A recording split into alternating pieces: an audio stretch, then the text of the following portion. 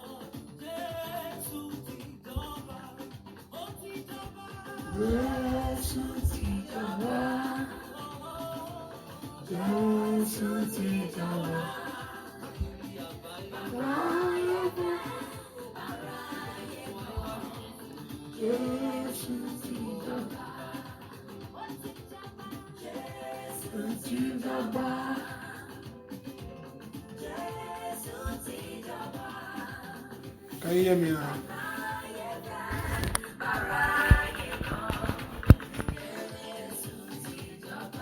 Can you able to hear me now? It didn't bother me listen.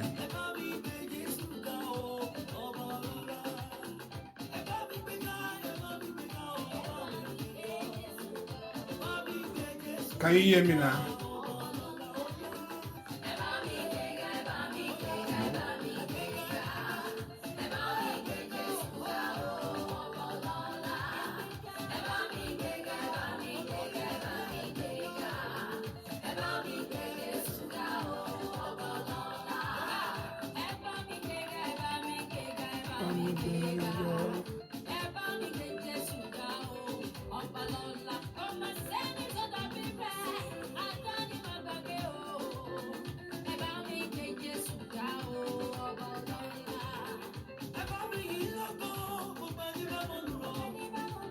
Hallelujah. Hallelujah.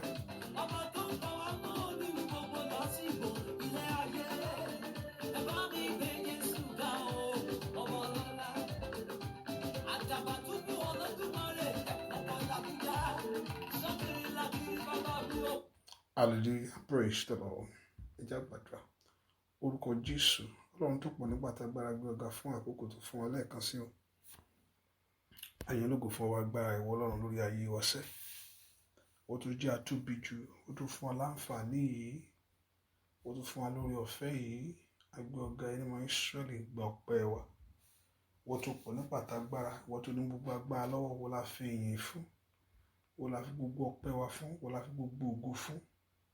Ẹni mọ́ Ísírẹ́lì gba ọpẹ́. Ẹni mọ́ Ísírẹ́lì gba ẹ̀yìn. Àwa gbójú wa sókè sí ọ ní àárọ̀ yìí tàbí àṣálẹ́ yìí tàbí òru ìní. Jésù lọ́wọ́ agbára ńlá. Jẹ́ kí wọ́n agbára rẹ kó fara hàn. Ìwọ ẹ̀mí mímọ́, ìwọ oníṣẹ́ ńlá. Ṣiṣẹ́ rẹ nú ayé àwọn èèyàn yìí. Dábìrà ńlá, ìwọ lóníṣẹ́. Ìwọ ló lágbára láti bá gbogbo àìní pàdé. Ìwọ sì lágbára láti tú ayé ẹni ṣe. Náwó agbára rẹ mímọ́. Ṣìyànà ńlá. A ó sì yàn ológo. A ó sì gbé ọ̀gá. Láì lórúkọ Jésù Kristi. Olúwa àti olùgbàlà wa. Àmín. Ọmọlúwẹ̀ kábẹ̀ sí dúpẹ́ lọ́wọ́ Ọlọ́run fún ohun tó fún àwọn fún orí ọ̀fẹ́ tàrí gbà yìí. I want us to begin to thank the Lord and begin to bless the King. Fún orí ńlá èyí tí Ọlọ́run ṣe fún wa. Èèyàn bá mọ nírò bí ká dúpẹ́ lọ́wọ́ orí Ọlọ́run lórí ayé wa sẹ́. Ọba tó bá ìrìn àjò adé bí ibi eléyìí. Ká dúpẹ́ fún ìrìn àjò náà tí òjò dàrú mọ́ wa lọ́wọ́. Ká dúpẹ́ fọwọ́ agbára náà èyí tó fi gbà wá lọ́wọ́ ẹkún gbogbo. Ká dúpẹ́ fọwọ́ agbára rẹ̀ lórí ayé wa lórí ayé ẹnì kankan. Kó dúpẹ́ orí ńlá èyí tí Ọlọ́run ṣe nínú ayé rẹ̀. Kó dúpẹ́ ọwọ́ ìyanu agbára rẹ̀ sẹ́. Olúwa máa ṣeun. Wọ́n tó pọ̀ nípa tágbára o ṣe o. Wọ́n tó ní gbogbo agbára lọ́wọ́. Let's begin to thank him. Let's worship him. Let's exalt him. Let's magnify him. Òun náà mo fẹ́ ká gbéga. Òun náà mo fẹ́ ká yìn. Pé Jésù ṣe o. Wọ́n lágbára ní sí òní o mọ̀ ṣe. Wọ́n tó pọ̀ nípa tágbára o ṣe o. Wọ́n la yìn lógo fún iṣẹ́ rẹ̀ nínú ayé wa sẹ́. Let's thank him. Let's appreciate him.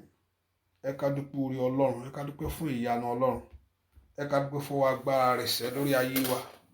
Pé Olúwa o ṣeun o, ẹni ọmọ Ísírẹ́lì o ṣé, wọ́n tó pọ̀ nípa àtagbára o ṣé o, wọ́n tó lágbára lórí ohun gbogbo.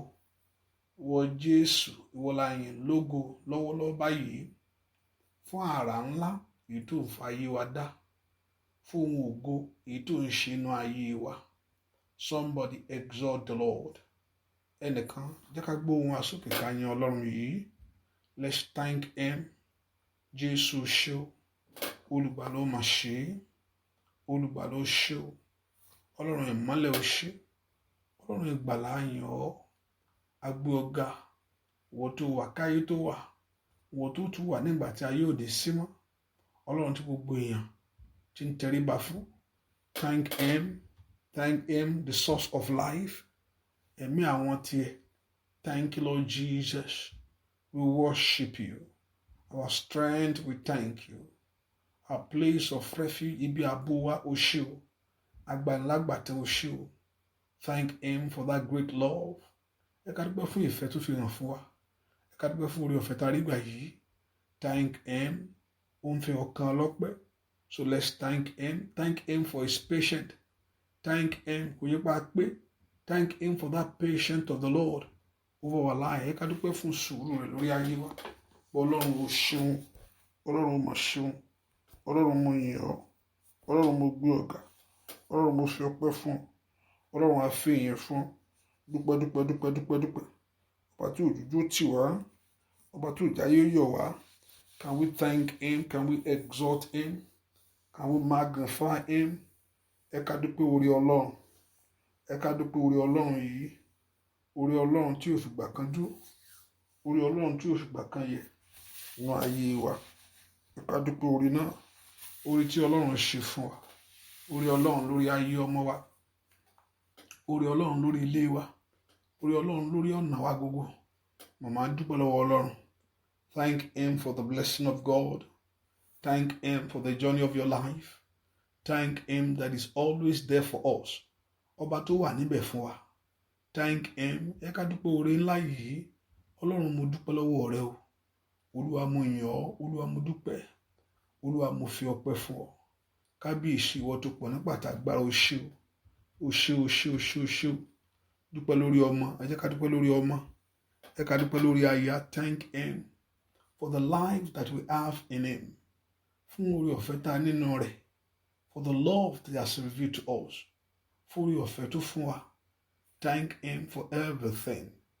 Pẹ́ fún ohun gbogbo. Thank him for the journey of your life. Ẹ ká dúpẹ́ fún ìrìn àjò ayé wa. Thank him that you are still standing. Ẹ ká dúpẹ́ pé a ṣì wà. Ẹ ká dúpẹ́ lọ́wọ́ Ọlọ́run. Thank him. Thank him. Thank him. Thank him. Lift a voice. Bless him. Lift a voice. Worship him. Lift a voice. Honor him. Dúpẹ́ orí gbogbo. Dúpẹ́ orí gbogbo. Dúpẹ́ orí ọ̀fẹ́ rẹ̀. Dúpẹ́ orí gbogbo. Dúpẹ́ ìyanu. Dúpẹ́ wa agbára ńlá. Dúpẹ́ ọwọ́ ògo rẹ̀ fún ayé rẹ̀. Ọwọ́ ògo rẹ̀ fún ayé ọmọ rẹ̀. Thank him. Jésù ṣé o. Jésù ṣé o. Jésù ṣé o. Thank him. Lift a voice in praise. Lift a voice in honor. Lift a voice in adoration to him. Thank the Lord. Appreciate the King. Dúpẹ́ oore ńlá yìí. Oore Ọlọ́run tó pọ̀ jọjọ yìí. Oore Ọlọ́run tí kò yẹ̀ lórí ayé wa. Thank you, Lord, I thank you. Lord, I worship you. Lord, I exalt you. Lord, I magnify you. Ọlọ́run a yìn ọ́. Ọlọ́run a yìn ọ́. Ọlọ́run a yìn ọ́. Ọlọ́run a yìn ọ́. Ọlọ́run a yìn ọ́. Jésù a yìn ọ́. Jésù a gbé ọ ga. Jésù a yìn ọ́. Jésù a gbé ọ ga. Wọ́n tó pọ̀ ní pàtàgbára. Wọ́n tó ní gbogbo ògo. Thank him for the love of God. Gbẹ́ fún ìrìn àjò náà nínú ayé wa. Gbẹ́ fún oore ọ̀fẹ́ yìí. Gbẹ́ fún ọwọ́ ògo rẹ̀ lórí iṣẹ́ wa sẹ́. Gbẹ́ fún ìyanu. Dúpẹ́. Thank him. Let's bless the Lord. Ẹ ká dúpẹ́ lórí Ọlọ́run fún tọ́lọ́run ṣe. Let's worship the King. Ẹ ká dúpẹ́ orí Ọlọ́run lórí ayé wa. Thank him for that blessing. Thank him for the love of God. Thank him, exalt him. Thank him, worship him. Give the Lord the praise. Exalt the Lord, exalt Jesus. Exalt him, thank him. Uluosho, Uluosho, Uluosho, Uluosho, Uluosho, Uluosho. Ọlọ́run á yìn ọ́, Ọlọ́run á gbé ọ ga. Ọlọ́run á yìn ọ́, Ọlọ́run á yìn ọ́. Ọlọ́run á yìn ọ́, Ọlọ́run á yìn ọ́. Jésù á dúpẹ́. Dúpẹ́ lọ́wọ́ Ọlọ́run. Jésù ṣé o, Ọlọ́run ìgbàlà ṣé o. Jésù ṣé o, Jésù ṣé o. Thank him this morning. Dúpẹ́ lọ́wọ́ rẹ̀. Jésù ṣé. Ọba ìmọ́lẹ̀ ó mà ṣé o, ọba lágbára ó ṣé o. Ọlọ́run ìfẹ́. Àwa yìn ọ́ o. Ọlọ́run ìfẹ́ o. Àwa júbà rẹ̀. Ọlọ́run ìfẹ́. Àwa yìn ọ́ o. Ọlọ́run ìfẹ́ o. Àwa júbà rẹ̀. Dúpẹ́. Ọlọ́run ìfẹ́. Àwa yìn ọ́ o. Ọlọ́run ìfẹ́ o. Àwa júbà rẹ̀. Ọlọ́run ìfẹ́. Àwa yìn ọ́ o. Ọlọ́run ìfẹ́ o. Àwa júbà rẹ̀. Dúpẹ́ lọ́wọ́ Ọlọ́run yìí. Dúpẹ́ lọ́wọ́ Ọlọ́run tó gbà lọ́wọ́ ìyà. Olúwa ṣeun. Jésù ṣé o. O ṣé o ṣé o ṣé o. Olúwa. Jésù ṣé o. Àjúbà rẹ̀ bíbá. Olúwa mo júbà rẹ̀. Ológo dídán ẹlẹ́rù nìyí. Olúwa mo júbà rẹ̀. Ìbà Jésù. Olúwa mo júbà rẹ̀. Ìbà Kábíyèsí. Olúwa mo júbà rẹ̀. Ológo dídán ẹlẹ́rù nìyí. Olúwa mo júbà rẹ̀. Olúwa mo júbà rẹ̀. Ìbà. Olúwa mo júbà rẹ̀. Ológo dídán ẹlẹ́rù nìyí. Olúwa mo júbà rẹ̀. Ìbà Jésù. Olúwa mo júbà rẹ̀. Ìbà. Olúwa mo júbà rẹ̀.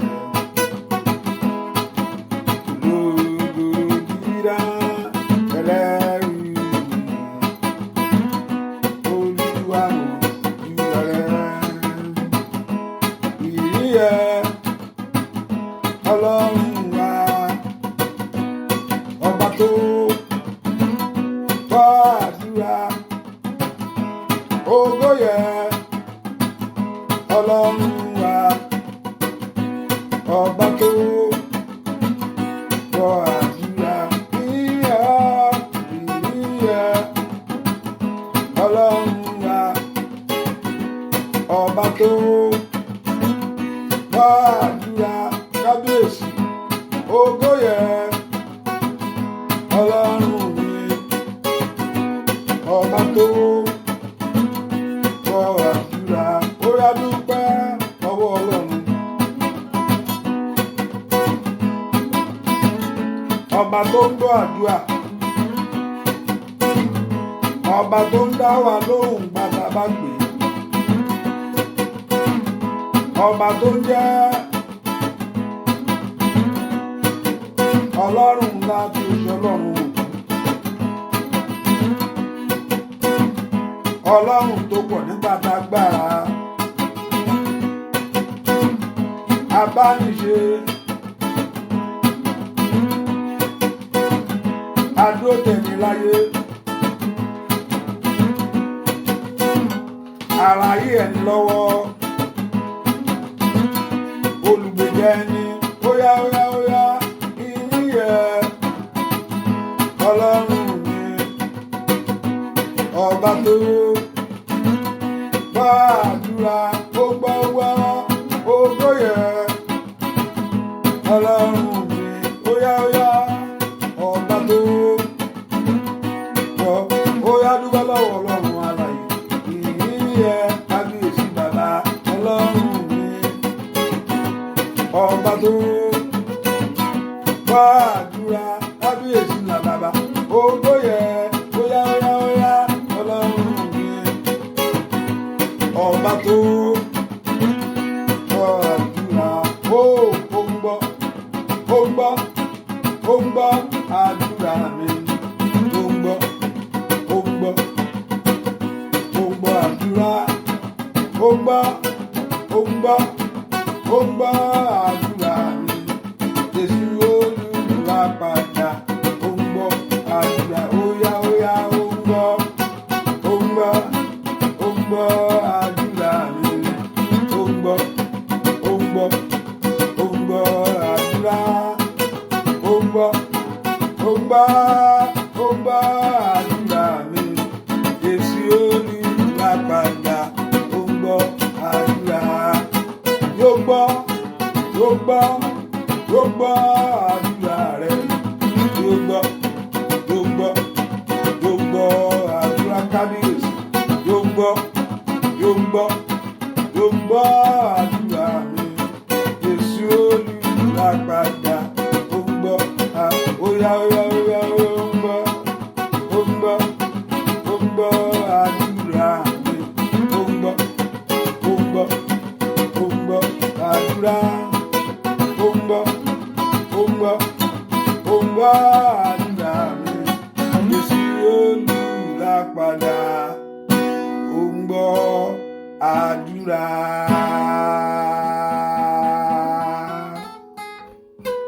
Ẹ ká dúpẹ́ lọ́wọ́ ọlọ́run yìí o ọba tó ń dá àwọn tiẹ̀ lóhùn. Thank him yóò tún gbọ́ àdúrà rẹ láàárọ̀ yìí. Thank him that he will make a way for your life. Jésù ṣé o Jésù ṣé o Jésù ṣé o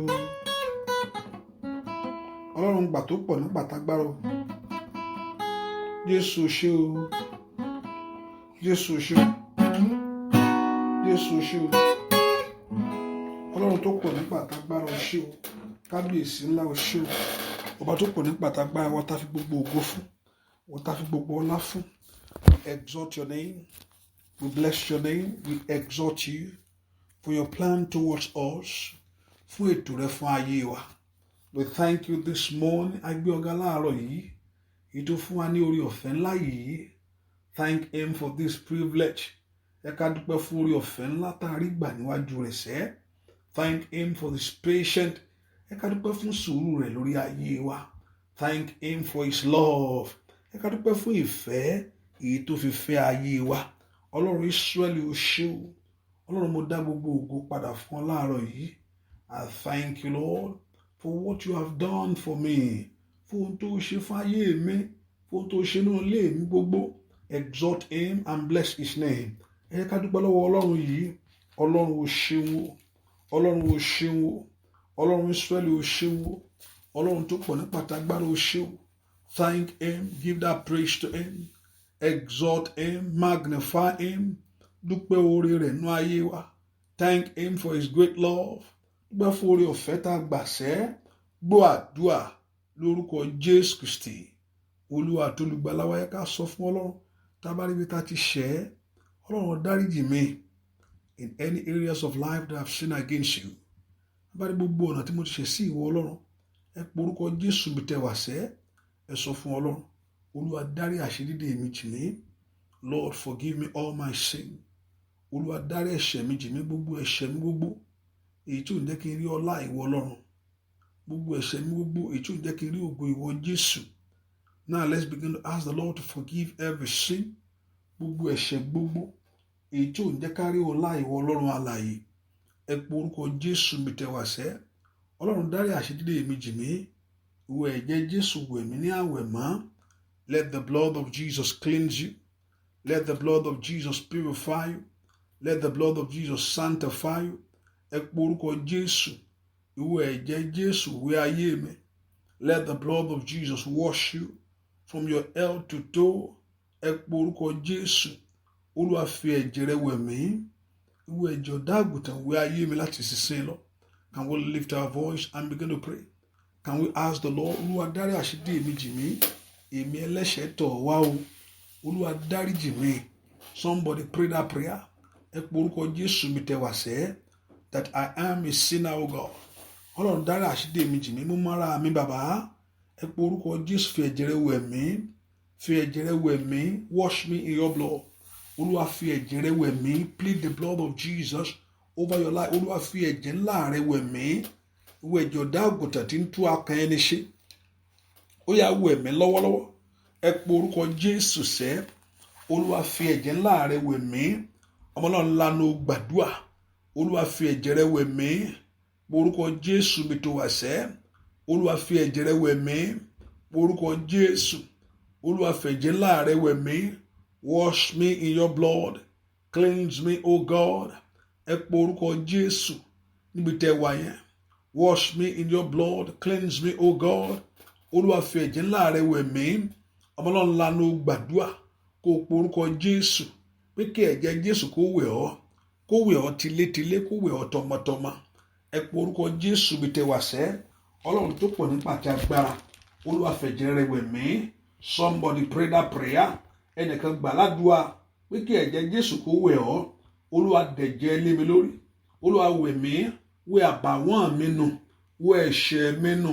Wash away my sin. Wash away my trespasses. Wash away my transgression. Wash away all my iniquity. Wẹ̀ ẹ̀ṣẹ̀ mi gbogbo. Ẹ pe orúkọ Jésù níbi tẹ́ wà yẹn sẹ́. Olúwa wẹ̀ ẹ̀ṣẹ̀ mi gbogbo. In the name of Jesus. Gbọ́ àdúà lórúkọ Jésù Kristi. Olúwa wá. Ẹ̀jẹ̀ Jésù ó máa ń pa gbogbo ẹ̀ṣẹ̀ rẹ́. Ẹ̀jẹ̀ Jésù yẹn ló máa ń pa ẹ̀ṣẹ̀ rẹ́. Ohun tí ẹ̀jẹ̀ Jésù máa ṣe pé ẹ̀ṣẹ̀ yẹn Ọlọ́run ò ní hold it against you anymore. Ọlọ́run ò ní bẹ́ẹ̀ ni Ọlọ́run ò ní dá wa lẹ́bi ẹ̀ mọ́. Ohun tí ẹ̀jẹ̀ Jésù yóò ṣe nìyẹn. Kò ní dá wa lẹ́bi lórí ẹ̀ṣẹ̀ yẹn mọ́. Kò yẹ pé kò bẹ́ẹ̀ ni. Pé Ọlọ́run ò ní hold us kò ní hold us guilty or hold us for that sin that we confess to him. Adáríjì pé he's not going to count it against anyone. Ohun tí ẹ̀jẹ̀ Jésù yóò ṣe parẹ́. You wipe away the judgment. Ìrẹ́ pé Ọlọ́run ò ní kò yẹ pé Ọlọ́run ò mọ̀ ń pa ẹ̀ mọ́, but ṣùgbọ́n it's not something like he will not hold those things against your life anymore. Ẹ̀jẹ̀ náà ń fẹ́ kó wá béèrè fún ẹ̀jẹ̀ Jésù èyí tí ń fọ àánú jáde. That blood of Jesus that speak ẹ̀jẹ̀ Jésù that speak better things fọhùn lórí ọ̀rọ̀ mi láíláí ní àṣálẹ́ yìí ní àárọ̀ yìí. The Satan the accuser olùfisùn yẹn the Satan the accuser kó bá mi pa lẹ́nu mọ́. Bí ó lè pé ó máa ń lọ síwájú Ọlọ́run pé ṣé nìyẹn ó gbọ́dọ̀ dá lóhùn. Adékèdè ìdí orí nǹkan tó ṣe yẹn ni orí ìbínú tó wà náà rẹ̀. Ẹ̀dọ̀ pé ojú Ọlọ́run ò kì í rí ẹ̀ṣẹ̀. Bẹ́ẹ̀ ni ojú Ọlọ́run kúrò sí ẹ̀ṣẹ̀. Ṣùgbọ́n ẹ̀jẹ̀ Jésù ni kó wá fọ̀hún nítorí ayé wa. Olúwa ẹ̀jẹ̀ Jésù fọ̀hún lórí ayé mi. Gbogbo olùfisùn kó bá mi pa olùfisùn mi mọ́. Ẹ̀jẹ̀ Jésù the accuser of my life, the accuser of my dream. Ẹ̀jẹ̀ Jésù kó bá ń pa olùfisùn lẹ́nu mọ́. Ẹ pe orúkọ Jésù kí olùfisùn ayé rẹ̀ dákẹ́ láti ṣiṣẹ́ lọ.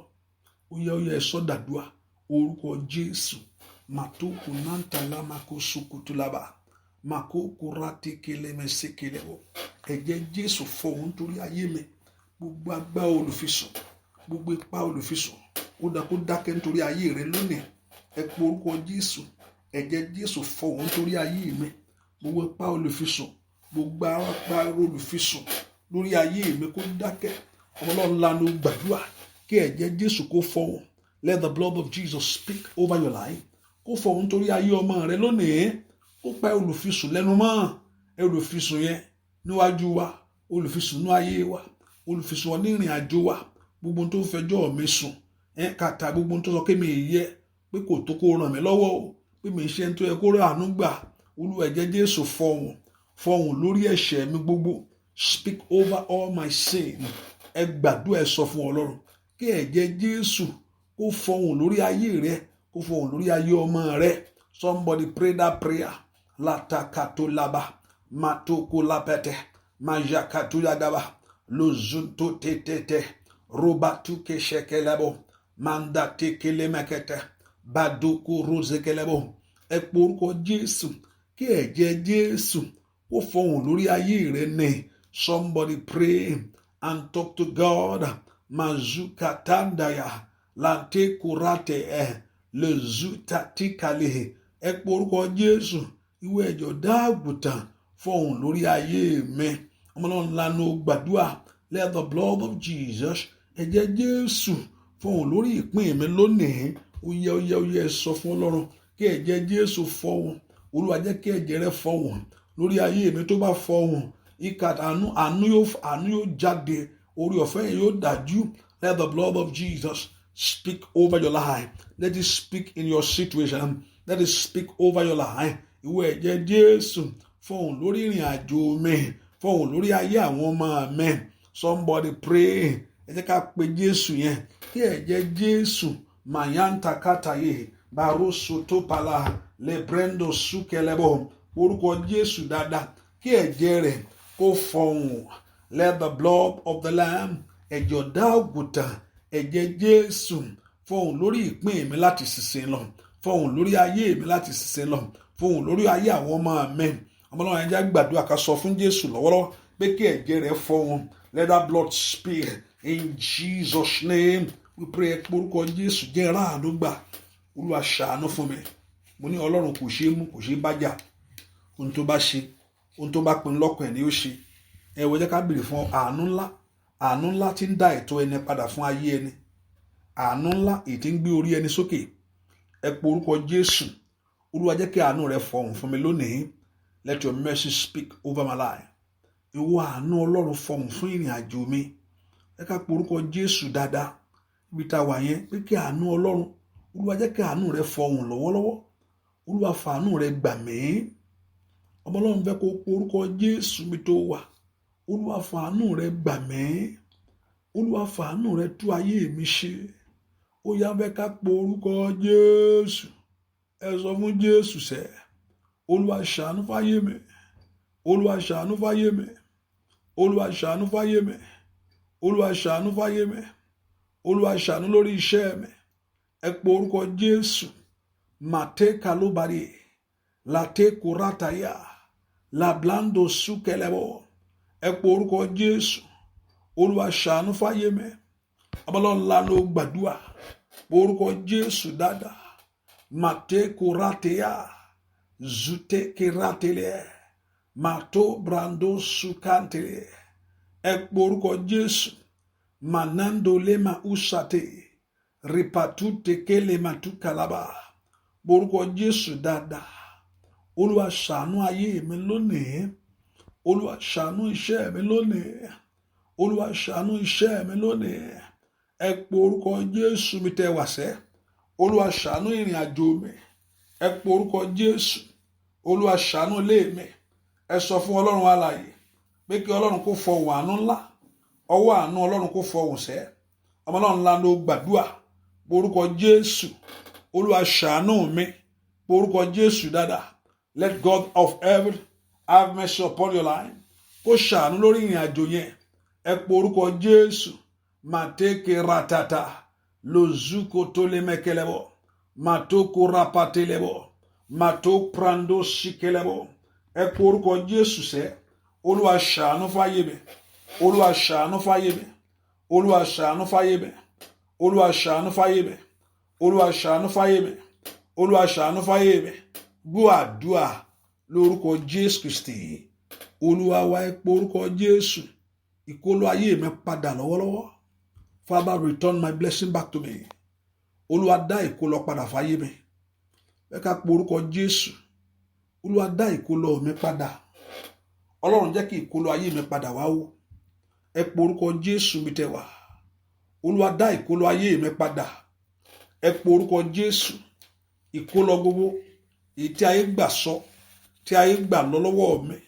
Olúwa dá ìkólọ padà. Olúwa dá ìkólọ ayé mi padà. Somebody lift your voice and pray. Pé kí Olúwa kó dá ìkólọ padà.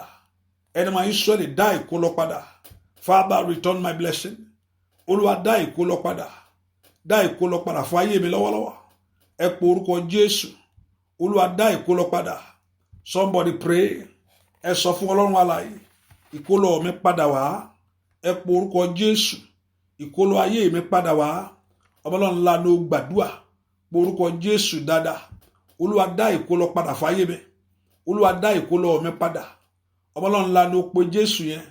The Lord should restore the blessing back. Olúwa dá ìkólọ padà. Wọ́n tó dá ìkólọ Síónì padà. Olúwa dá ìkólọ mi padà. Pe orúkọ Jésù. Olúwa dá ìkólọ mi padà. Olúwa dá ìkólọ ayé mi padà. Can you lift your voice and talk to God? Olúwa dá ìkólọ padà. Olúwa dá ìkólọ ayé mi padà. Ask the Lord to restore back to you all what that belongs to you, all what that is yours, all what that is yours. Ohun tó jẹ́ tiẹ̀, Olúwa dá padà. Olúwa dá padà. Olúwa dá padà. Ẹ pe orúkọ Jésù. Olúwa dá ìkólọ padà. Ask the Lord restore back. Ohun tó jẹ́ tèmi bàbá. Ohun tó jẹ́ tàwọn ọmọ mi. Ẹ pe orúkọ Jésù. Olúwa dá padà fún wa. Olúwa dá ìkólọ padà. Olúwa dá ìkólọ padà. Pe orúkọ Jésù sẹ́. Bí kí Ọlọ́run kó dá ìkólọ padà. Ọba tó dá ìkólọ Síónì padà. Ìkólọ mi padà wá. Ìkólọ mi padà wá. Pe orúkọ Jésù. Ẹ sọ fún Jésù lọ́wọ́lọ́wọ́. Bí kí Ọlọ́run kó dá ìkólọ padà. Gbogbo ìkólọ gbogbo èyí tí ayé ti gbà lọ́wọ́ mi. Gbogbo ìkólọ gbogbo ní orúkọ Jésù. Èyí tí ayé ti gbà ní ayé mi. Ìkólọ gbogbo. Ẹ pe orúkọ Jésù. Olúwa dá ìkólọ ayé mi padà. Ọlọ́run ńlá ló gbàdúrà. Somebody pray that prayer. The Lord should restore back to you all what that is yours. Ọlọ́run dá ìkólọ mi padà. Ìkólọ ayé mi, ìkólọ ayé àwọn ọmọ mi. Ask the Lord to return back. Ẹ pe orúkọ Jésù. Olúwa dá padà wá. Olúwa dá ìkólọ padà. Gbọ́ àdúrà lórúkọ Jésù Kristi. Olúwa ẹ pe orúkọ Jésù. Olúwa mú kúrò lọ́wọ́lọ́wọ́. Alágbára tí ń bẹ lórí ọ̀rọ̀ ayé mi. Olúwa mú wọn kúrò lójú ọ̀nà. Àwọn alágbára kan wà tẹ́ pé olùdènà ni wọ́n láti lọ. Olúwa mú kúrò lójú ọ̀nà. Alágbára tó dúró ti iṣẹ́ mi. Alágbára tó dúró ti ìrìn àjò mi. Èyí tí ń lo agbára rẹ̀ lórí ayé mi lónìí. Ẹ pe orúkọ Jésù. Olúwa mú wọn kúrò lójú ọ̀nà. Daddy, remove them out of the way. Olúwa mú wọn kúrò lójú ọ̀nà. Alágbára tí ò fẹ́ kí n rí ọ̀nà lọ. Alágbára tí ò fẹ́ kí ìrìn àjò gbè mí. Alágbára tí ò fẹ́ kí n rí ìyanu gbà. Ẹ pe orúkọ Jésù mi tẹ́ wá sẹ́. Ọlọ́run mú wọn kúrò lójú ọ̀nà. Alágbára tí ń ṣe bẹ́ẹ̀ ni èyí tí ò fẹ́ fàyè gbà mí. Tí ò fẹ́ fàyè gba ayé àwọn ọmọ mi. Alágbára tí ò fẹ́ kí ìrìn àjò ayé rẹ kó mú ìyanu lọ́wọ́ wá. Ẹ pe orúkọ Jésù. Olúwa mú kúrò lójú ọ̀nà. Alágbára náà èyí tí ń ṣiṣẹ́ lòdì fún ìrìn ayé mi. Èyí tí ń ṣiṣẹ́ lòdì fún ìrìn àjò mi. Ẹ pe orúkọ Jésù sẹ́. Olúwa mú kúrò lójú ọ̀nà. Alágbára tí ń dààmú ayé mi. Alágbára tí ń dààmú ayé ọmọ mi. Ẹ pe orúkọ Jésù. Olúwa mú kúrò lójú ọ̀nà. Alágbára tí ò fẹ́ kí n rí ọ̀nà lọ. Can somebody pray and talk to God? Can somebody lift your voice? Bí kí Ọlọ́run kó mú kúrò lójú ọ̀nà. Alágbára tí ń dààmú iṣẹ́ mi. Alágbára tí ń dààmú ilé mi. Alágbára tí ń dààmú ayé ọmọ mi. Ẹ gbà ládùúà. Olúwa mú kúrò lójú ọ̀nà. Ní orúkọ Jésù. Ask the Lord to remove it. Alágbára tí ń dààmú ògo. Èyí tí ń dààmú ìrìn àjò. Ní orúkọ Jésù. Olúwa mú kúrò lójú ọ̀nà. Alágbára tí ń bẹ ilé bàbá.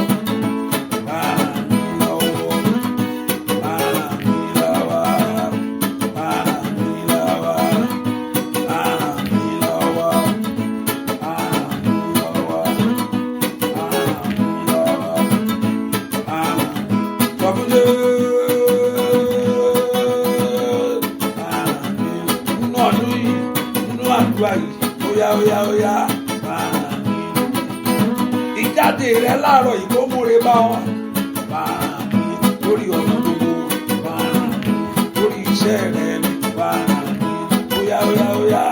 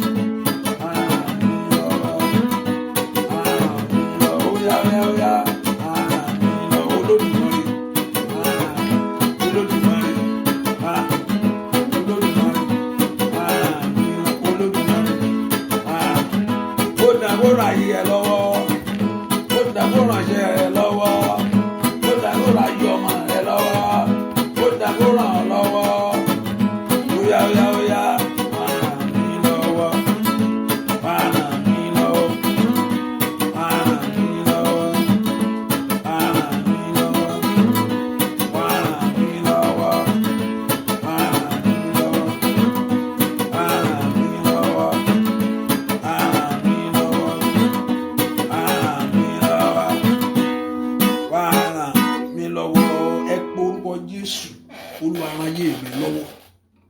Olúwa mò ń fẹ́ ìrànlọ́wọ́ rẹ. Ohun tí èèyàn bá ṣe tí èèyàn ò lè ṣe, Ọlọ́run ló ń bá yàn ṣe. Olúwa wá ràn mí lọ́wọ́. Come and help me, O God. Mi wá mọ bí tí a fẹ́ kó tún ìrànlọ́wọ́ yẹn ti wá o. Bẹ́ẹ̀ lórí ọmọ ni, lórí ọkọ ni, bẹ́ẹ̀ lórí iṣẹ́ ni, bí kí ọ̀nà ńlá ni. I don't know that area that you need the help of God. Ẹ pe orúkọ Jésù bí tẹ̀wá sẹ́. Olúwa wá ràn mí lọ́wọ́ ní ọdún yìí o. Tó bá ràn yàn lọ́wọ́, àṣeyọrí yẹn á dé. Tí Ọlọ́run bá ràn yàn lọ́wọ́, ọ̀nà yẹn á là. Ẹ pe orúkọ, àkókò ti tó Olúwa. Olúwa wá ràn mí lọ́wọ́. Wá ràn mí lọ́wọ́. Ọlọ́run mi wá ràn mí lọ́wọ́. Ọlọ́run mi wá gbè mí níjà. Ọlọ́run mi wá ràn mí lọ́wọ́. Ọlọ́run mi wá gbè mí níjà. Ó gbé àwọn ọmọ Ísírẹ́lì níjà o. Ó fi ogun ẹ̀yìn jà àwọn ọ̀tá wọn. Bẹ́ẹ̀ kó orúkọ Jésù bí tẹ̀wá sẹ́. Olúwa wá ràn mí lọ́wọ́. Olúwa wá gbè mí níjà. Ẹ pe orúkọ ìrànlọ́wọ́ náà ló ń fẹ́. Àṣeyọrí yẹn ní gbogbo ọ̀nà sẹ́. Ẹ pe orúkọ jẹ́ ọ̀nà àbáyọ sẹ́. Ẹ sọ fún Ọlọ́run. Olúwa wá ràn mí lọ́wọ́. Olúwa wá gbè mí níjà. Olúwa wá ràn mí lọ́wọ́. Olúwa wá gbè mí níjà. Olúwa wá ràn mí lọ́wọ́. Ẹ pe orúkọ Jésù. Ẹ bèè fún ìrànlọ́wọ́ Ọlọ́run yẹn. Ẹ bèè fún ìrànlọ́wọ́ Ọlọ́run. Ask for God's help. Ẹ bèè fún ìrànlọ́wọ́ Ọlọ́run. Ìtí máa ń lànà àbáyọ kó ayé ẹni. Ẹ bèè fún ìrànlọ́wọ́ Ọlọ́run. Ìtí máa ń gbé orí ẹni sókè. Ẹ bèè fún ìrànlọ́wọ́ Ọlọ́run. Ìtí máa ń lànà fún ayé ẹni. Somebody pray that prayer. Olúwa wá ràn mí lọ́wọ́. Olúwa wá ràn mí lọ́wọ́. Olúwa wá ràn mí lọ́wọ́. Somebody pray. Ẹ pe orúkọ Jésù. Ìrànlọ́wọ́ Ọlọ́run dé fún ayé mi. Ìrànlọ́wọ́ Ọlọ́run dé fún ayé mi. Dé fún ayé ọmọ mi. Somebody pray that prayer. Pé kí Olúwa kó ràn yín lọ́wọ́. Pé kí Olúwa kó gbé ìrànlọ́wọ́ dìde. Ní orúkọ Jésù. Fún ayé yín lónìí. Nínú àdúrà inú ọdún yìí. Olúwa ràn mí lọ́wọ́. Olúwa ràn mí lọ́wọ́. Olúwa ràn ayé àwọn èèyàn yìí lọ́wọ́. Olúwa ràn wọ́n lọ́wọ́ fún ìwòsàn. Olúwa ràn wọ́n lọ́wọ́ fún ìmúláradá. Olúwa ràn wọ́n lọ́wọ́ fún àtúnṣe ńlá. Ẹ pe orúkọ Jésù. Pé kí ìrànlọ́wọ́ yẹn kó dé o. Ìrànlọ́wọ́ mi farahàn. Let my help manifest. Ẹ béèrè fún ìrànlọ́wọ́ yẹn. Ìrànlọ́wọ́ tí kì í dojú ti ayé ẹni. Ìrànlọ́wọ́ Ọlọ́run dé fún ayé mi. Ìrànlọ́wọ́ Ọlọ́run dé fún ayé ọmọ mi. Ìrànlọ́wọ́ Ọlọ́run dé fún ilé mi. Ẹ gbà ládùúà pé kí Ọlọ́run kó ràn yín lọ́wọ́. Olúwa ràn mí lọ́wọ́. Olúwa ràn mí lọ́wọ́. Olúwa ràn mí lọ́wọ́. Olúwa ràn mí lọ́wọ́. Ẹ pe orúkọ Jésù. Látàtàtàyàbá. Mákàtórìmáyà. Lékètórìbọ̀. Orúkọ Jésù dáadáa. Pé kí Ọlọ́run kó ràn ọ́ lọ́wọ́. Ó dá kí Ọlọ́run kó bọ̀ ọ́ láṣìírí ọdún yìí o. Ní orúkọ Jésù. Ó dá kí Ọlọ́run kó lànà àbáyọ yẹn. Ní orúkọ Jésù. Ó dá kí Ọlọ́run kó gbé orí rẹ sókè. Ó dá kí ọ̀nà yẹn kó là. Ẹ sọ fún Jésù. Olúwa ràn mí lọ́wọ́. Gbogbo tó ń dí ìrànlọ́wọ́ Ọlọ́run nínú ayé mi. Olúwa mú kúrò. Gbogbo tó ń dí ìrànlọ́wọ́ Ọlọ́run kúrò nínú ayé mi. Ẹ gbà ládùúà. Olúwa mú kúrò. Ní orúkọ Jésù. Everything that is standing against the help of God in my life. Gbogbo tó ń dí ìrànlọ́wọ́ Ọlọ́run kúrò nínú ayé mi. Ní orúkọ Jésù. Olúwa mú kúrò. Somebody pray. Everything that is holding back God's help from my life. Gbogbo tó ń dí ìrànlọ́wọ́ Ọlọ́run kúrò tó ń di lọ́wọ́ nínú ayé mi. Ní orúkọ Jésù. Ní orúkọ Jésù. Olúwa mú kúrò. Olúwa mú kúrò. Olúwa mú kúrò nínú ayé àwọn èèyàn yìí. Gbogbo tó ń dí ìrànlọ́wọ́ Ọlọ́run kúrò tó ń di lọ́wọ́ ní ìrìn àjò àwọn èèyàn yìí. Olúwa mú kúrò. Olúwa mú kúrò. Olúwa mú kúrò. Olúwa mú kúrò. Olúwa mú kúrò. Olúwa mú kúrò. Gbọ́ àdúà lórúkọ Jésù Kristi. Olúwa wa ẹ pe orúkọ Jésù. Ẹ sọ Olúwa gbé mi lọ síbi gíga. Take me to the high place, O God. Take me higher. Bẹ́ẹ̀ kọ́ Olúwa gbé àwọn ọmọ mi lọ síbi gíga. Ayé ẹni kó kù nínú ìrákòrò. Ó dán kí ayé ẹni kó kù ní ìràlẹ̀rálẹ̀. Ẹ pe orúkọ Jésù bí tẹ wà. Ẹni mọ Ísírẹ́lì ó yá gbé mi lọ síbi gíga. Òkè ní. Gbọ̀gbọ̀rọ̀ lọ́wọ́ máa ń yọjú orí lọ. Olúwa gbé mi lọ síbi gíga. Ó gbé Módékáì lọ. Ámánì rò pé èyí ẹpẹrẹ ni pé bó ṣe kú pẹnu géètì ni ó kù sí. Ohun tí Ámánì ràn lọ́wọ́, ohun tí Ámánì rò fún Módékáì nìyẹn. Ó ní pé èrò tí Ámánì gbà lórí Módékáì o, gbogbo rẹ̀ ló dasán. Ó ń rò pé Gẹ̀tìmánì ó kù sí bòwò ní pẹ́ pa. Pé ìwọ Gẹ̀tìmánì ibẹ̀ ló máa kú sí. Òun tẹ̀ ti ní plan fún already pé lọ́wọ́ kan ní yíyan kí rẹ̀. Bẹ́ẹ̀ ni ṣùgbọ́n Ọlọ́run wá gbéga. kó wá di kò ṣeé pa. Módékáì di kò ṣeé pa torí pé Ọlọ́run gbéga. Àní ẹ porúkọ gbọ́ lọ́wọ́ yanjú orí. Ṣebí Ọlọ́run ṣèlérí ọ̀rọ̀ rẹ̀ fún ọ. Ó ní orí ni ọ́. Ó ní èmi kì yóò ṣe èrù. Ó ní you are the head, you will not be tail. Ó ní orí ni ọ́. Ó gbọ́dọ̀ dá tọrọ jẹ. Ó dẹ̀ kó jẹ́ afúnni. Ó jẹ́ kó jẹ́ afúrúgbìn ni. Àìlè máa sáyẹ̀dẹ̀ máa kúrò mi sáyẹ̀dà. Ẹ porúkọ Jésù mi tẹwà. Olúwa gbé mi lọ síbi gíga. Àkókò ìyanu mi tó. It's time for my miracle. That God must change your position. What I pay that loneliness life, that Lord should remove you out of lonely life and bless you. What I pay òun gbàdúrà rẹ pé ayé fẹ́ pé kò dá nìkan wà láyé. Bí kò náà máa rí kankan gbẹ́jọ́ tó má rọ̀ mọ́ gbẹ́jọ́. Agbá yẹn kó di asán. Ẹ po orúkọ Jésù. Olúwa gbé mi lọ síbi gíga. Fẹ́ wá gbára májẹ̀mú rẹ gbé mi lọ síbi gíga. Olúwa fẹ́ gbára ọ̀rọ̀ rẹ gbé mi lọ síbi gíga. Olúwa fẹ́ gbára májẹ̀mú rẹ gbé mi lọ síbi gíga. Olúwa fẹ́ gbára orúkọ rẹ gbé mi lọ síbi gíga. Ẹ po orúkọ Jésù. Ó yá gbogbo agbára tí ń fa ayé mi wálẹ̀ ní orúkọ Jésù. Gbogbo agbára tí ń fa ìrìn àjò mi wálẹ̀. Somebody pray that prayer. Olúwa ṣẹ́gun agbára náà lónìí. Ẹni ogun ọ̀run ẹ gbé mi lọ síbi gíga. Àkókò ìyanu mi tó. Somebody pray that prayer. Ẹ sọ dàdúà. Orúkọ Jésù. Orúkọ Jésù. Olúwa tó pọ̀ nípa tágbára. Olúwa gbé mi lọ síbi gíga o. Somebody pray that prayer. Ẹnìkan gbà ládùúà. Olúwa gbé mi lọ síbi gíga ní orúkọ Jésù. Ó dákẹ́ ọwọ́ mi tókè. Ó dákẹ́ ọwọ́ mi bà. Somebody pray that Lord should exalt you. That Lord should lift you up. In the name of Jesus, let the lifter of your head lift you up in this season. Let the lifter of your head lift you up for promotion. Olùgbé orí mi sókè, gbé orí mi òkè. Látẹ́lì ananamakosata. Manondere makata. Olúwa gbé orí àwọn èèyàn òkè ní orúkọ Jésù. Ní orúkọ Jésù. Olúwa gbé orí àwọn èèyàn ìsókè ní orúkọ Jésù. Olúwa gbé orí àwọn èèyàn ìsókè ní orúkọ Jésù. Olúwa gbé orí àwọn èèyàn ìsókè. Somebody pray that prayer. Bí kí Ọlọ́run kó gbé orí rẹ sókè. Bí kí Ọlọ́run kó gbé orí rẹ sókè. Somebody pray. Ẹ ká pe orúkọ Jésù. Olúwa gbé orí mi sókè. Olúwa gbé orí mi sókè. Olúwa gbé orí mi sókè. Olúwa gbé orí mi sókè. Matoko totoli kalaba. Matoko rabatelebo. Masotoli makaba. Ẹ pe orúkọ Jésù mi tẹ́wà. Mateke rabata. Masontoli makaba. Oya. Olúwa gbé orí mi sókè. Nínú ọdún yìí. Ọmọlọ́run lánàá gbàdúrà. Olúwa gbé orí mi sókè. Ask the Lord to lift you up. Àkókò tó. Ó dá kó kó ònú kò tó wà yẹn. Ní orúkọ Jésù. Ó dá kó kó ònú kò tó wà yẹn. Ẹ pe orúkọ Jésù. Olúwa gbé orí mi sókè. Olúwa gbé orí ayé àwọn èèyàn sókè. Gbọ́ àdúrà lórúkọ Jésù Kristi. Olúwa wa. Ìwọ lolùgbèjà mi. Ìwọ lolùgbèjà mi o.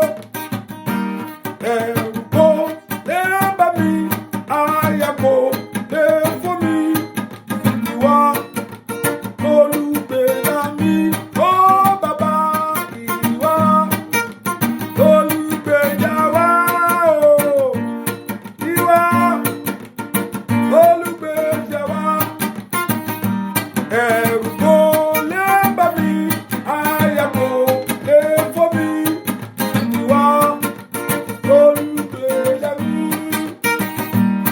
Ìwọ lolùgbèjà mi o.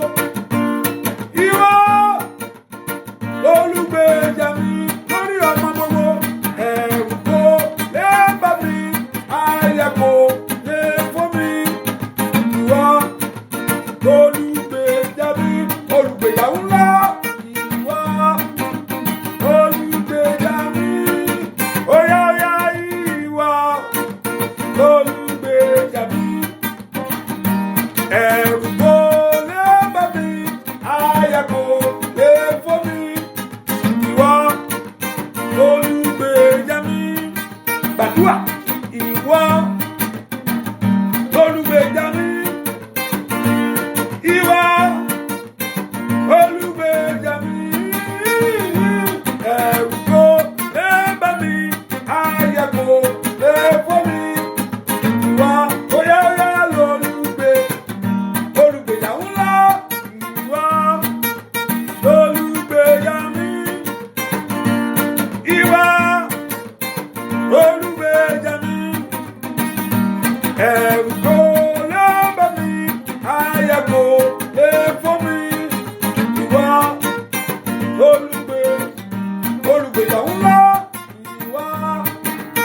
lólùgbèjà mi Jésù, ìwọ lólùgbèjà mi, alágbára gíga o, ẹ̀rù kò lè bá mi, àyà kò lè fò mí, ìwọ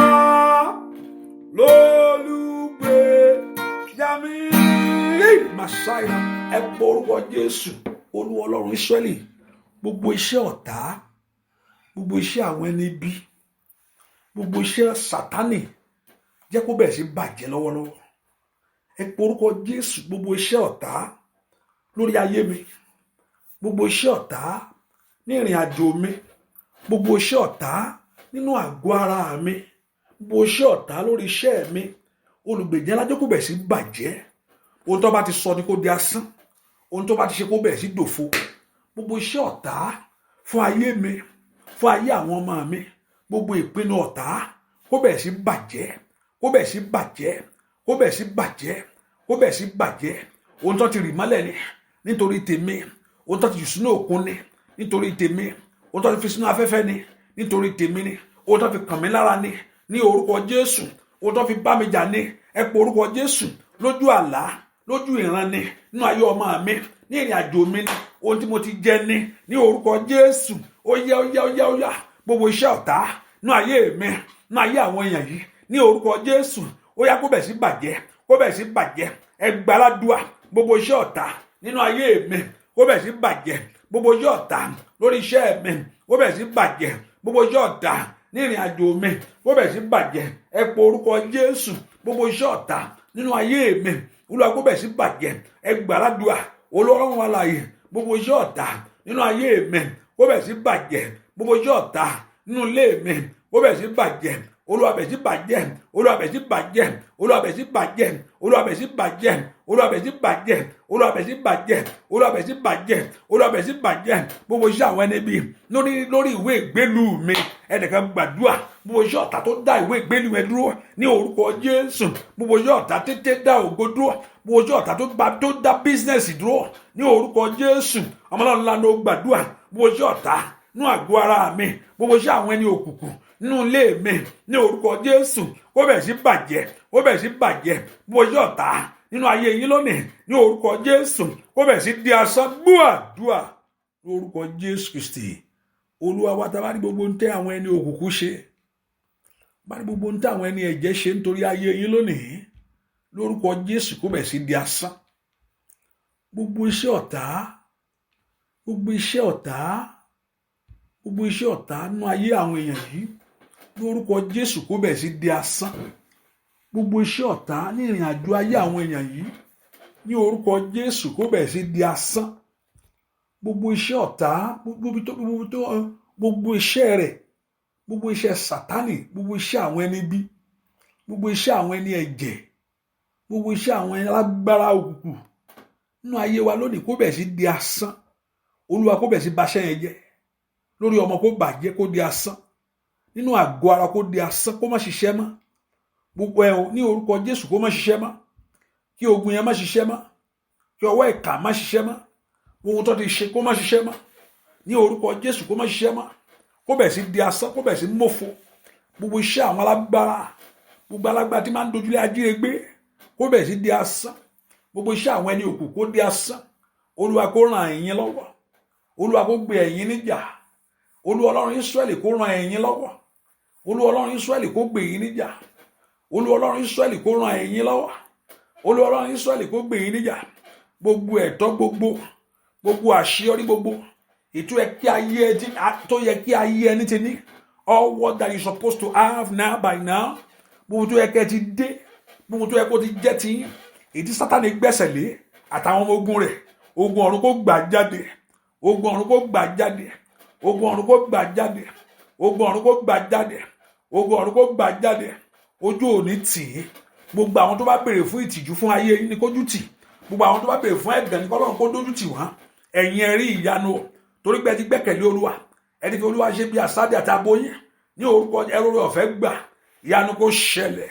Ogun ọ̀tá ò ní borí, lórúkọ Jésù kò ní borí, ní orúkọ Jésù kò ní borí, ogun ọ̀tá ò ní borí, lórúkọ Jésù kò ní borí, lórúkọ Jésù kò ní borí, ogun ọ̀tá ò ní borí yín, ogun ọ̀tá ò ní borí yín, agbára òkùnkùn ò ní borí yín, ogun ọ̀tá ò ní borí yín lórúkọ Jésù. Ogun ọ̀tá ò ní borí yín, ogun ọ̀tá ò ní borí yín, ogun ọ̀tá ò ní borí ọmọ yín ní orúkọ Jésù. Kò ní borí ọ̀nà yín. Olúwa kó gbè yín níjà, Olúwa kó gbè yín níjà, Olúwa kó ràn yín lọ́wọ́. Gbogbo tẹ́ ń gbà ládùúà sí, Olúwa kó dáhùn, Olúwa kó ṣe gẹ́gẹ́ bí ìbéèrè yín. Let God answer according to your request. Mo ní kí Ọlọ́run kó ṣe gẹ́gẹ́ bí ìbéèrè fún yín ní orúkọ Jésù. Mo ní kí Ọlọ́run Ísírẹ́lì kó ṣe gẹ́gẹ́ bí ìbéèrè fún yín ní orúkọ Jésù. Mo ní kí Ọlọ́run Ísírẹ́lì kó dá yín lò gẹ́gẹ́ bí ìbéèrè fún yín ní orúkọ Jésù. Mo ní kí ẹni Ísírẹ́lì kó dá yín lò gẹ́gẹ́ bí ìbéèrè yín. Gbogbo ẹ̀mí ìkórira nínú ayé ẹni kó parẹ́. Gbogbo ẹ̀mí ìkórira nínú ayé ẹni kó parẹ́. Gbogbo ẹ̀mí ìkórira kó parẹ́. Gbogbo ẹ̀mí má ṣàṣeyọrí ní orúkọ Jésù. No achievement ní katata yanamakata. That spirit of no achievement. Gbogbo ẹ̀mí má ṣàṣeyọrí ní orúkọ Jésù. Ẹ̀mí yẹn kó parẹ́. Ẹ̀mí yẹn kó parẹ́. Ẹ̀mí yẹn kó parẹ́. Ẹ̀mí yẹn kó parẹ́. Ẹ̀mí yẹn kó parẹ́. Ẹ̀mí yẹn kó parẹ́. Agbára yẹn kó dasán. Agbára má ṣàṣeyọrí. De kapatori anana. Latori makusate. Batori makataya. Gbogbo ẹ̀mí má ṣàṣeyọrí ní orúkọ Jésù. Agbára náà kó wọlẹ̀ ní orúkọ Jésù. Agbára náà kó wọlẹ̀. Agbára náà kó wọlẹ̀. Gbogbo ohun tó lòdì ò ní gbọ́ mọ́. Gbogbo ohun tó lòdì ayé ọmọ rẹ ò ní gbọ́ mọ́. Gbogbo ohun tó lòdì kò ní wá mọ́. Olúwa tẹrí ohun náà bá ní orúkọ Jésù. Ìyanu kó ṣẹlẹ̀, ìyanu kó ṣẹlẹ̀, ìyanu kó ṣẹlẹ̀, ìyanu kó ṣẹlẹ̀ nínú ayé àwọn èèyàn yìí. Let your miracle begin in your life. Let your miracle begin. Ìyanu tẹ́ ẹ retí. That miracle that you are trusting God. That miracle that you are expecting from the Lord. Ìtàtà yàrá ó farahàn, ó farahàn, ó farahàn, ó farahàn, ó farahàn, ó farahàn, ó farahàn, ó farahàn. Let it manifest in your life. Let it manifest in your home. Ẹ̀rọ àánú gbà, àánú kò fọ̀ fún yín. Ẹ̀rọ ògo yín lò. Ajogo gbé àdògó mọ́rì, àtẹ ògo ayé ẹni mẹ́rì tó máa ń tẹ̀mẹ́rẹ̀ tó fẹ́ kí ògo ayé ẹni tàn ní orúkọ Jésù. Olúwa kó tẹrí ẹ̀ bá. Àdúrà kó gbà fún yín. Àdúrà kó jẹ́ fún ayé yín. Ojú ò ní tì yín. Ojú àdúrà ò ní tì yín. Mo ní kí Ọlọ́run kó ṣe bẹ́ẹ̀ bó ṣe tó nú ayé yín. Ó tóbi ojú gbogbo lọ. Mo ní bí Ọlọ́run ṣe tó kó ṣe bẹ́ẹ̀ nú ayé yín. Ní orúkọ Jésù kó ṣe bẹ́ẹ̀ nú ọ̀nà yín. Kí ọwọ́ yín kó tẹ̀ ẹ́. Kán kí yín kú oríire o. Nínú ọdún yìí kán kí yín kú oríire o. Ire ò ní fò ọrù. Kán kí yín kú oríire. Ire ò ní fò ọrù. Kán kí yín kú oríire. They will congratulate you. Kán kí yín kú oríire. Lórí ọmọ kán kí yín kú oríire. Ní orúkọ Jésù. Lẹ́nu iṣẹ́ kán kí yín kú oríire. Olúwa kó bá gbogbo àìní pàdé. Ọlọ́run gbogbo àìní tí gbogbo àwọn èèyàn gbé wá síwájú ẹ ní àárọ̀ yìí tàbí lóru èní. Olúwa bá gbogbo àìní pàdé. Let God meet you at the point of your need. Mo ní kí Ọlọ́run Ísírẹ́lì kó bá gbogbo àìní pàdé. Kẹ́ni máa Ísírẹ́lì kó bá gbogbo àìní pàdé. Kó dá yín lóhùn. Kó ṣe ìyanu. Kó ṣe ìyanu. Kójú má ṣe tì yín o. Kádùá kó gbà fún yín. Ọlọ́run tẹ́ gbẹ́kẹ̀lé kó ṣe bó ṣe tónú ayé yín o. Ọlọ́run tẹ́ gbẹ́kẹ̀lé olóní pé wọ́n pé ìwọ ló ní máàmá ṣẹ́ṣó. Bẹ́ẹ̀ ni ìwọ ló ní máàmá wégbò. Má ṣe dojú àdúrà tì mí. Ọlọ́run pé ká gbọ́dọ̀ bá ọ. One of the saints tí Ọlọ́run kórìíra ni pé kíyàn ìbọ̀rìṣà. One of the ìbọ̀rìṣà. Ó jẹ́ ẹ̀sìn, ó jẹ́ ẹ̀ṣẹ̀ tí Ọlọ́run ó kórìíra lọ́pọ̀lọpọ̀. Ó kórìíra ìbọ̀rìṣà because èèyàn tó bá dán ó mú ní yẹpẹrẹ. Pé tí èèyàn bá ó mú ní yẹpẹrẹ, ó mú Ọlọ́run yẹpẹrẹ nìyẹn. So Ọlọ́run ò fẹ́ nìyẹn. Ó ní o gbọ́dọ̀ ní Ọlọ́run mìíràn lẹ́yìn mi o. Torí pé èmi Ọlọ́run owú lòun o. Pé èèyàn ò gbọ́dọ̀ ní Ọlọ́run mìíràn. Ohun tó ń dá ó wá ń pè ní Ọlọ́run. What is total disrespect? What is total no? Ọlọ́run ò fẹ́ rú bàbá yẹn. So tó bá sọ pé kó o má ṣe, tó bá ní kó o má ṣe lé, tó bá ní kó o má lọ bí má ṣe bó o ń ṣe wá ṣe tó bóyá kó wá ṣe bẹ́ẹ̀ nú ayé. Tọ́lọ́run bá ní pé o gbọ́dọ̀ gbẹ́bọ, o gbọ́dọ̀ ṣoògùn. Ọlọ́run o gbọ́dọ̀ fún wọn kó o ṣagbára. Bí kò ń ṣe agbára òun Ọlọ́run alààyè. Tó bá sọ yẹn ó dá bó òun ṣe wá tó kó a ṣe inú ayé yín. bó o ṣe wá tó kó wá ṣe inú ọ̀nà yín. Oh, thank you, my daddy. Bó o ṣe wá tó kó wá ṣe inú ayé yín. Bó o ṣe wá tó kó wá ṣe inú ọ̀nà yín gbogbo. Kójú má ṣe tì yín. Kójú má ṣe tì yín. Kí ipa ayé má ṣe mú yín. Kí ọ̀nà gbogbo kó là fún ayé láti ṣiṣẹ́ lọ. Bó Olúwa ṣe tó yẹn yóò ṣe bẹ́ẹ̀ fún ọ. Ó rí agbára rẹ̀. Ó sì mọ̀ pé òun ni Ọlọ́run. Bó ṣe tó yẹn yóò ṣe bẹ́ẹ̀. Bẹ́ẹ̀ ni yóò ṣe bẹ́ẹ̀ fún ọ. Yóò ṣe bẹ́ẹ̀. Bó Olúwa ṣe tó yóò ṣe bẹ́ẹ̀. Ayé rẹ̀ yóò sì mọ́. Bẹ́ẹ̀ ni yóò sì rí. Láì lórúkọ Jésù Kristi. Olúwa wa. Àmín. Àmín. Àmín lórúkọ Jésù. Hallelujah. Praise the Lord. Ẹ ká fi sọ́kàn pé àdúrà ìtẹ̀síwájú ní láàárọ̀. I know the Lord your God will do great things in your life. Àdúrà ó gbà, and make sure you send it to others and invite your friends. I think that's it. Okay. Ọlọ́run kó yọ mí ẹ sí mọ́. Agbọ́ Ọlọ́run kó wọnú mi ẹ lọ. Ẹ̀jẹ̀ Jésù kó yọ mí ẹ ká. Ìbùkún Ọlọ́run kó bà lé omi náà. Jésù kó náwó agbára rẹ̀. Jésù Kristi Olúwa wa. Àmín. Àmín. Àmín lórúkọ Jésù. I don't know whether I have a partner prayer tomorrow. I don't know. It's impromptu now. Maybe next week. I think I have not sent the message. God bless you. Bye-bye. See you. Thank you. Bye-bye.